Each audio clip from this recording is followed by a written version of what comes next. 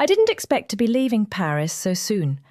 Just last night, after returning from the boat tour along the Seine, I found myself lying awake in the hostel bed, staring at the ceiling, thoughts drifting in every direction. Paris was still enchanting, but I could feel something shifting inside me. There was a strange fear creeping in that if I stayed too long, the magic might fade and the city would turn ordinary in my eyes. I didn't want that. I wanted to remember Paris in its full splendour, a place that felt like a dream, untouched by the dulling weight of routine. That was when I decided I would leave earlier than I had planned. To keep Paris beautiful in my memory, I would step away now, before it grew too familiar. My next destination would be Lyon, a city I had only read about briefly in travel blogs, but one that people described with a kind of hushed admiration. A place known for its cuisine, for its quiet charm, for being both cosmopolitan and intimate at the same time. So, with a few clicks on a booking website, I bought a ticket for the TGV, Train à Grande Vitesse, departing Paris Gare de Lyon at 10:23 a.m. When I typed in those numbers, 10:23, it felt oddly surreal. Less than 24 hours earlier, I hadn't even considered Lyon. Now, I was preparing to leave Paris behind, boarding a train that would carry me deeper into France. The morning air was crisp when I stepped outside with my backpack slung over one shoulder. Paris was just waking up. Cafes were setting out chairs, delivery vans hummed along narrow streets, and a faint smell of fresh bread floated in the air. It struck me how similar and yet different this morning felt compared to mornings in Sydney. Back home, the rush of commuters, the sound of coffee machines, the chatter of office workers, it all carried a sharp energy. Here in Paris, mornings seemed softer, slower, as if the city took its time to stretch and breathe. I took the metro to Gare de Lyon, following the flow of people down tiled corridors and up stairways until the station opened wide before me. Gare de Lyon was immense, with its tall clock tower watching over the square, a kind of silent guardian. Inside, the hall buzzed with travellers dragging suitcases, glancing up at the departure boards that clicked and shifted with new information. For a moment, I just stood there, feeling small but alive in the tide of movement. Finding my platform, I joined a line of passengers waiting to board the sleek silver TGV. The train gleamed under the station lights, its nose curved like a blade, promising speed and distance. I had seen photos of these trains before, but standing next to one was different. It felt like standing beside a living creature, something powerful and restless, eager to run. Inside, the carriage was bright and modern, with rows of seats arranged neatly along wide windows. I found mine by the window, set my bag down and settled in. The seat was comfortable, far better than most trains I'd taken in Australia, and the window stretched almost floor to ceiling, a perfect frame for the journey ahead. As the train slid out of the station, I watched Paris blur past. Graffiti-covered walls, rows of apartments with laundry hanging from balconies, the occasional glimpse of the Seine. Then, gradually, the city gave way to open spaces, fields rolling out under a pale blue sky. The TGV picked up speed, and I felt a subtle press against my back, as if the train itself was lifting me into a new chapter of my journey. I thought about how different this felt from travelling in Australia. At home, distances were vast, and train rides often stretched into long, exhausting hours across flat landscapes. Here, the country seemed more compact, stitched together by fast, seamless connections. In just 2 hours, I would be in Lyon, another city, another world. It amazed me the way Europe folded distances into such manageable pieces, like turning the pages of a book. I pulled out my notebook, the one I had been carrying since Sydney, and began jotting down thoughts. The handwriting wobbled slightly with the train's rhythm, but it felt good to write. I wrote about the Seine boat ride, about the glow of the Eiffel Tower, about the laughter of strangers I had heard spilling out of cafes at midnight. I also wrote about the fear of losing wonder, of staying too long in a place until it dulled. Writing helped me make sense of why I was on this train now, heading south. Outside, the scenery shifted quickly. Patches of forest, neat rows of vineyards, villages with stone houses and church spires rising like punctuation marks on the horizon. Sometimes the train sped past so quickly that the view became a wash of colour: green fields, yellow rapeseed blossoms, red rooftops. Other times the landscape opened wide and clear, like a painting hung just for me to admire. Across the aisle, a French woman about my age was reading a paperback novel, occasionally glancing out the window with a dreamy smile. 2 rows ahead, an older man tapped on his laptop, his expression tight with concentration. A family nearby shared snacks, the children whispering in excited voices. I felt both part of this small, temporary community and entirely separate, cocooned in my own journey. An hour into the trip, I stood and wandered to the cafe car. The narrow corridor swayed as the train sped on, and I gripped the seat backs as I passed. The cafe was simple but welcoming, with passengers lined up for coffee and pastries.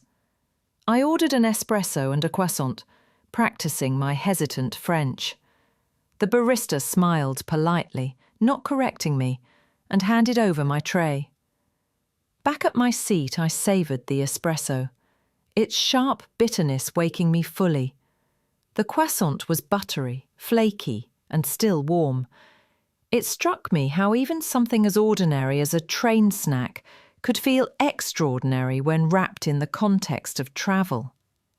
Back home, I would have bought a flat white at a chain cafe without thinking twice. Here, every small act seemed infused with meaning, as if I were collecting not just moments but flavours, textures, fragments of life in a different country. The closer we drew to Lyon, the more anticipation stirred in me. I didn't know exactly what to expect. The city was said to be the gastronomic capital of France, a place where food was not just eaten but celebrated. It was also a city of history, with Roman ruins and Renaissance architecture standing side by side. I wondered what it would feel like to step off the train into a place that was both ancient and modern, both familiar in its Frenchness and foreign in its details. As the train began to slow, the announcements came in French and English, clear but distant. I gathered my things, slipping the notebook back into my bag.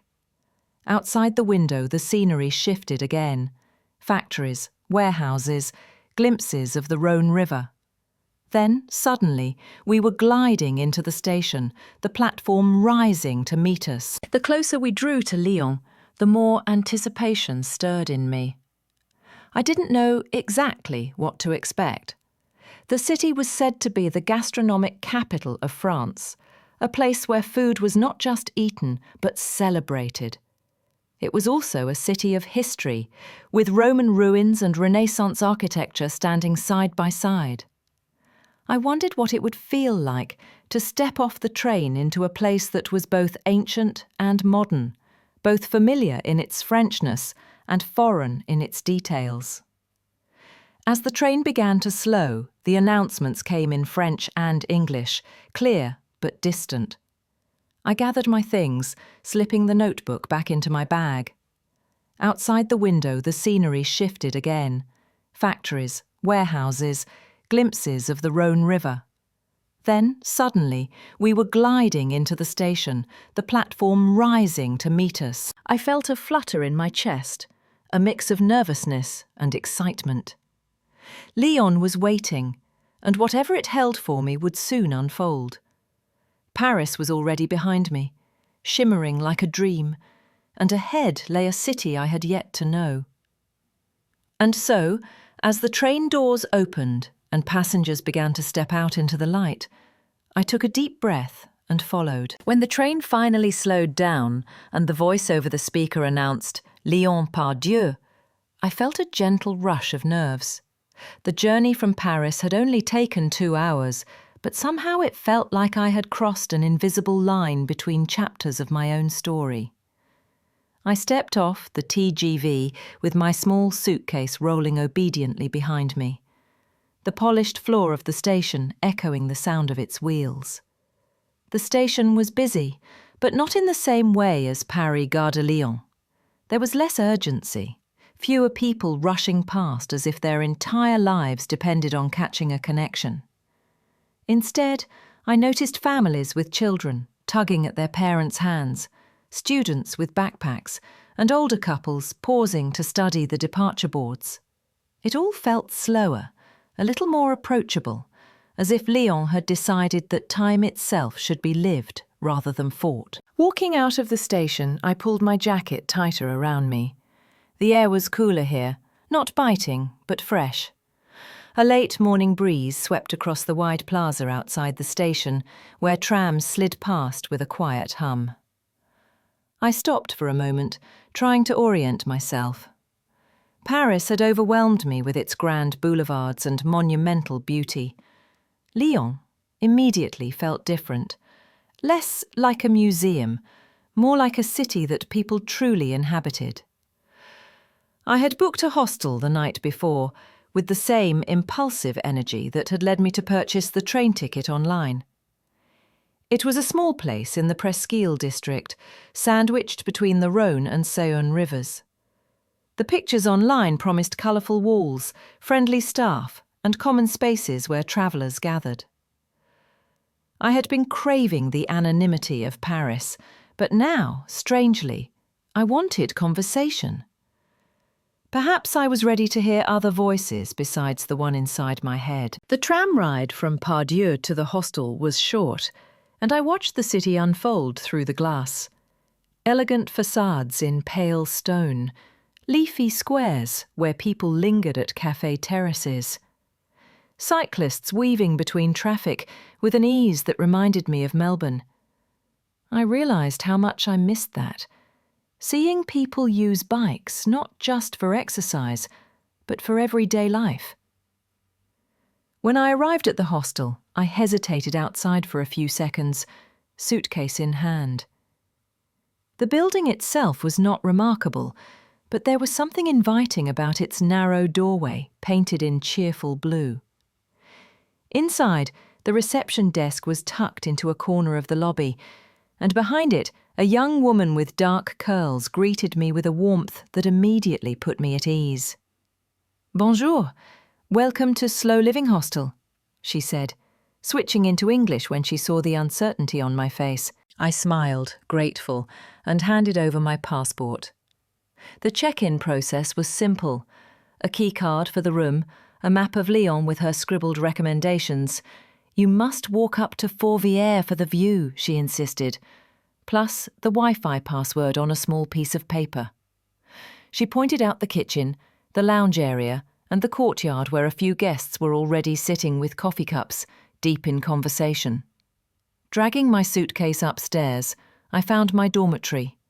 4 beds, 2 already taken. A neatly folded scarf on one bunk, a book face down on another. My own bed was by the window, where soft light spilled across the plain white sheets. I unpacked just enough to feel settled.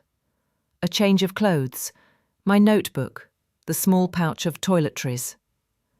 Everything else stayed tucked away, as if reminding me not to grow roots too deeply. I lay back on the bed for a moment, staring at the ceiling. Hostels always carried a particular scent, somewhere between detergent, wood, and the faint trace of other travellers' perfumes. In Sydney, I had rarely stayed in places like this. My work trips had always meant hotels with their sterile predictability. But here, in this dormitory, I felt oddly freer. There was a humility in sharing space, in not pretending that you deserved more than the basics. After a short rest, curiosity pulled me toward the common area downstairs. A long wooden table stretched across the lounge, scattered with half-empty cups, travel guides, and someone's deck of cards. A couple of guests were speaking Spanish at one end, laughing softly, while another group bent over their laptops. I poured myself a glass of water from the kitchen and sat quietly for a while, watching the rhythm of the place. Everyone seemed to be on their own journeys, yet there was a collective understanding in the air, that we were all in transition, passing through a city not entirely ours, but willing to embrace it for a time. One of the Spanish girls caught my eye and offered a smile. I returned it but didn't approach. I wasn't ready yet for full conversation. Still, it comforted me to know that the possibility of connection was there, waiting whenever I wanted it. I spent some time with the city map, tracing the lines of the two rivers and the bridges that connected them. Lyon seemed organised, almost symmetrical compared to Paris. The receptionist's handwritten notes highlighted areas I had never heard of. Croix-Rouge, once filled with silk workers. Vieux Lyon, with its Renaissance courtyards. Les Halles, the famous food market. Just reading the names stirred something inside me. A reminder that there were still new places to unfold, new corners to lose myself in. At midday, hunger nudged me. I remembered the receptionist had mentioned a small bakery around the corner. Stepping outside, I wandered down a narrow street until the smell of fresh bread drew me in. The bakery was simple, filled with warm light and glass cases of pastries. I ordered a slice of quiche and a small salad, feeling proud of my ability to manage even the simplest transaction in French. Eating alone at a corner table, I thought again of home. In Sydney, lunch usually meant something rushed, a takeaway sandwich eaten at my desk, or a salad bowl balanced on my lap while answering emails. Here, even in a modest bakery, there was an unspoken expectation that you sit down, savour, and exist in the moment. The difference felt almost radical. By the time I returned to the hostel, the sun was higher, casting bright patterns across the courtyard. I sat outside with my notebook, writing fragments of thoughts. I wrote about the quiet of the train, the warmth of the receptionist's smile, the way Lyon's air carried less weight than Paris. I wrote because it helped me slow down enough to notice. The afternoon stretched ahead of me, promising exploration. For now, though, I allowed myself to linger in the in-between, the soft arrival, the settling, the acceptance of being somewhere new. Soon, I would step out into the city, cross its bridges, climb its hills. But first, I needed this pause, this gentle exhale after the rush of departure. I closed my notebook, slid it back into my bag and stood. The city was waiting. The afternoon sun in Lyon seemed gentler than Paris. After dropping my bag at the hostel and resting for a while, I felt a quiet pull to step outside. The streets of Lyon awaited, promising their own kind of story, different from Paris's grandeur, yet no less captivating. I began my walk through Vieux Lyon, the old town, where cobblestone alleys wove themselves like threads in a tapestry. The houses here were washed in colours that felt softer, pale yellows, faded pinks, muted greens, almost sun-bleached with time. Wooden shutters hung unevenly, some cracked, some painted anew. Paris had dazzled me with its wide boulevards, sweeping perspectives, and sense of centre. Lyon whispered differently, with corners, shadows, and the sense that the city wanted you to slow down, to peer carefully. I thought back to the night before, on the boat drifting along the Seine.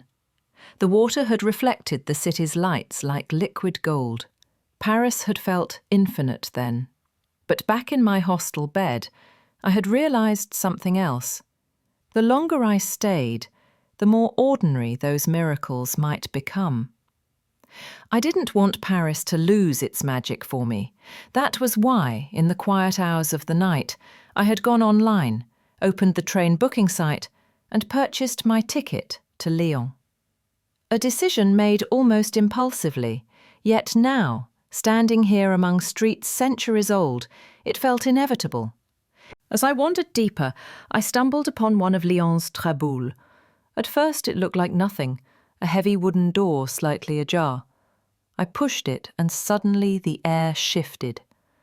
Inside was a hidden passageway, cool and echoing, with pale walls and spiral staircases that led somewhere unseen. My footsteps seemed to amplify against the stone. These traboules were once used by silk merchants and later by resistance fighters. Here I was, an outsider, brushing against the same walls they once touched. In Australia, we rarely stumble into history in this way. Our architecture feels too young, too straightforward. Here, history demanded you to notice it. When I emerged back into the sunlight, I felt a little disoriented. The streets no longer looked familiar. I checked my map on the phone, but the signal lagged, spinning uselessly.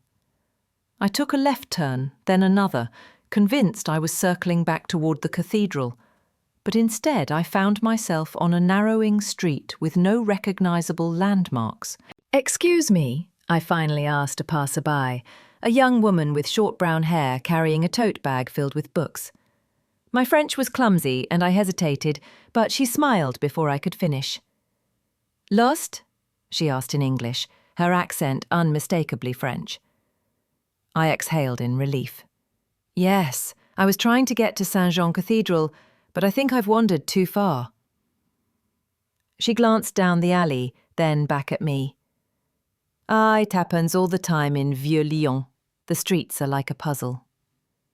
"I'm Camille Claire," I said, offering a smile. "I guess I'm not the first tourist to get lost here." "Definitely not. Even locals do. But sometimes getting lost is the best way to find the city." Camille adjusted the books in her tote bag and motioned for me to follow. As we walked, she pointed at details I would have missed. A faded carving of a lion above a doorway, remnants of old trade signs etched into stone, the way balconies were supported by wrought iron brackets shaped like vines. "In Lyon you must look up," she said. "Paris teaches you to look straight ahead, at monuments, at grand avenues. Lyon, she hides her beauty in the corners." I liked that she personified the city as she. I had felt the same. Lyon seemed quieter, subtler, like a woman keeping her secrets until you showed patience. "Are you from Lyon?" I asked. "Yes, born here. I studied literature and now I work in a small bookstore nearby." "And you?" "Australia. I left my job a few weeks ago. Paris was my first stop. Lyon is the second." She studied me curiously. "That is brave. Many people say they want to leave their jobs, but very few actually do it." I laughed, though softly. Brave or reckless? I'm not sure which yet. We reached the cathedral soon after, its facade towering above us, a mix of Gothic and Romanesque. The carved stone seemed alive, each figure etched with precision centuries ago. Camille waved goodbye, needing to continue her way, but her last words lingered. "Remember, Lyon will not shout to you. She will whisper. Listen carefully." I stood in front of Saint-Jean, her words circling in my mind. The bells chimed overhead, vibrating through the square. Around me, children chased pigeons. Tourists adjusted cameras. Locals hurried past with shopping bags. It was not overwhelming like Paris. It felt balanced, grounded. Later, I made the climb to Fourvière Hill. The ascent was steep, but each step brought a broader view. When I reached the Basilica of Notre-Dame de Fourvière, I turned and gasped. Below stretched the entire city, cradled between the Rhône and the Saône, 2 rivers, 2 lifelines. From above, Lyon resembled a woven fabric, streets and bridges interlacing like threads. I thought about Brisbane, my own river city. The Brisbane River curved lazily, defining the city's rhythm. Lyon had 2 rivers, doubling its pulse. I wondered if that was why it felt so layered, carrying both a historic weight and a modern energy. I sat on the basilica steps, letting the late afternoon sun warm my skin. A soft wind carried the scent of flowers from the hillside gardens, mixed with the faint aroma of bread baking somewhere far below. The soundscape was rich, the ringing of bells, the distant chatter of students, the occasional hum of traffic drifting up. I pulled out my notebook and wrote a few scattered lines, not about work, not about deadlines, but about light and shadow, rivers and stones, whispers and secrets. Things I had once ignored back home because life was too fast, too structured. The sky began to shift, the blue deepening toward evening. I knew that soon Lyon would reveal another face, its night face. But for now, I lingered. The afternoon had been both accidental and deliberate, filled with wrong turns that became the right paths. Getting lost had given me a chance to meet Camille, and through her, to glimpse Lyon not as a tourist destination, but as a living city. Her words had become a key, unlocking the rhythm of the place. As I descended back toward the old town, the streets no longer felt confusing. They felt like veins, carrying me deeper into the heart of Lyon. And though I had only just arrived, I sensed that the city still had more to whisper, waiting patiently for me to listen. Morning light seeped gently through the thin curtains of my hostel room, painting the walls in soft tones of gold and pale blue. I sat up slowly, stretching my stiff shoulders, still carrying the memory of yesterday's long walk across Lyon. My body was slightly sore, but there was a quiet eagerness humming beneath the fatigue. Today was different. Today I would see Lyon not on foot, but from the seat of a bicycle.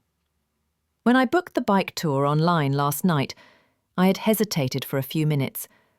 Cycling in a foreign city, in a group of strangers, felt like stepping outside of a comfort zone I had only recently discovered. But then again, wasn't that the very reason I had left home? To be uncomfortable, to let myself stumble into new rhythms of life, to relearn how to move through the world without hiding behind work, schedules, and my endless to-do lists. I slipped into my light jacket, laced up my sneakers, and headed out. The streets were already alive.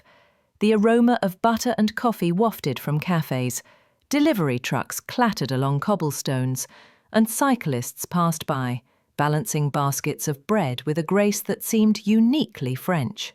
The meeting point was near Place Bellecour, one of the largest squares in Europe, and as I arrived, the openness of the space struck me.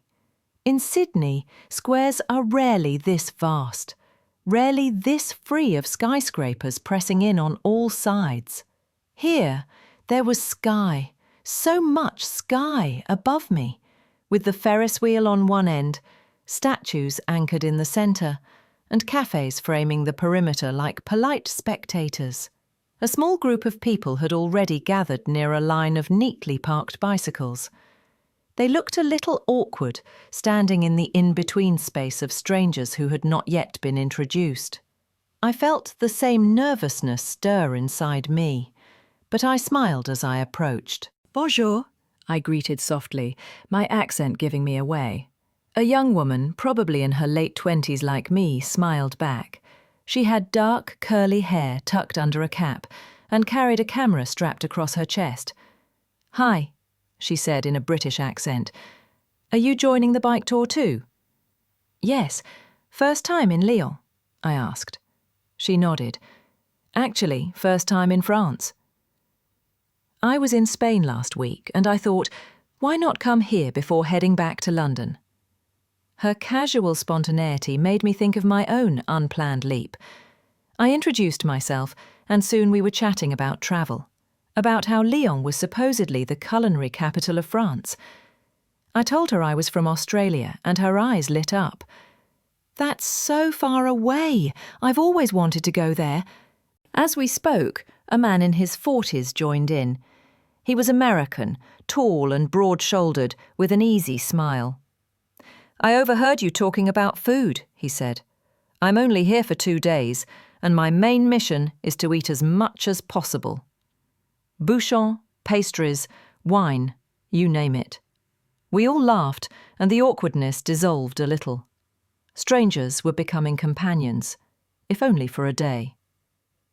Finally, our guide arrived, a young Frenchman with sandy hair, wearing a windbreaker and the kind of calm confidence that made you trust him immediately. He introduced himself as Julien, explaining the route we'd take. Starting from Bellecour, weaving through the Presqu'île, crossing into Vieux, climbing a little toward the Croix-Rousse, and eventually looping back. I adjusted the seat on my bicycle, testing the brakes, and soon we were gliding into the rhythm of the city. At first, riding through Lyon felt intimidating. The streets were narrow, sometimes crowded, and I worried about bumping into pedestrians or losing balance on the uneven stones. But as the minutes passed, I fell into the cadence of pedalling, the sound of tyres against the ground becoming almost musical. The group stayed close together, following Julien's raised arm signals. He spoke as we cycled slowly, explaining bits of history, the silk weavers of Croix-Rousse, the Roman roots of the city, the secret traboules that connected courtyards like hidden veins beneath the surface of Lyon. At one point, I found myself riding next to the British woman. "I'm Anna, by the way," she said, a little breathless but smiling. "Claire," I replied, and for a moment I felt the weight of my own name, how it still felt new in this city, unanchored by reputation, free of expectations. We pedalled side by side, chatting about how different cycling felt here compared to at home. "In London, cycling is like survival of the fittest," she laughed. "Here, it's almost poetic." I thought of Sydney's chaotic traffic, of how cycling always felt like a battle against cars, against impatience. In Lyon, even the cars seemed to pause, to give way, as if the entire city had agreed that bicycles had the right to exist peacefully. As we reached Vieux, Julien stopped us near a stone archway leading into a traboule. We parked our bikes and followed him on foot through the narrow passage, cool and shadowed, opening suddenly into a courtyard where sunlight spilled like liquid gold over pale walls. "These were used by silk workers," he explained. "They carried their rolls of fabric through these secret pathways to protect them from rain or theft." I traced the old stone with my fingers, imagining the lives once carried through here.